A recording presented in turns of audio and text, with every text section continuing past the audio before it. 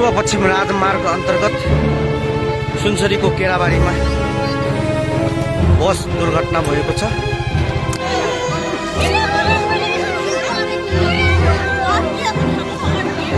महोत्तरीको बर्दिवासबाट पिठरी लागेको मे 1994 नम्बरको बसलाई विपरीत दिशाबाट आएको मोटरसाइकलले ठक्कर दिएको थियो।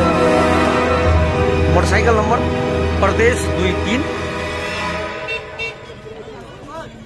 23-009 प 4769 र यसमा एकजना सवार थिए र यो बाइक ओभरटेक गर्ने क्रममा दुर्घटना भएको हो।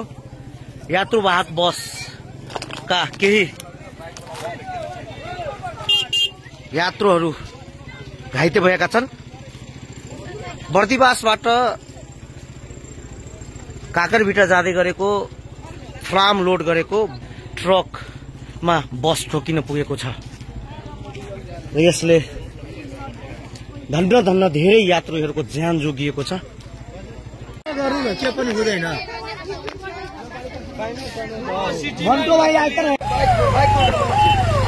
मोटरसाइकल चालक अर्धचेत अवस्थामा छन् र बसमा सवार मान्छेहरू पनि घाइते भएका छन्। सबैलाई उपचारको लागि घण्टाबारीतिर लगिएको छ।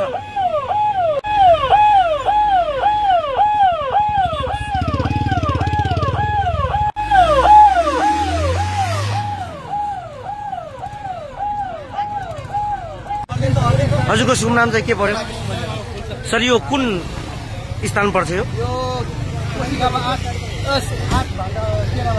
केराबारीमा केराबारी ठाउँलाई भन्छन्। केराबारी भान्डाबारीको एरिया पर्छ। यो घाइतेहरूलाई उपचारको लागि कहाँ पठाउनु भयो?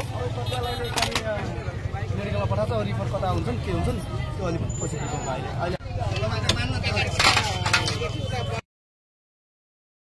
नेपाली हुनुको नाताले अब समय आयो सबै एक भएर सोचौं र मनन गरौं कि हामी हाम्रो राष्ट्रलाई कसरी उत्थान गर्न सक्दछौं।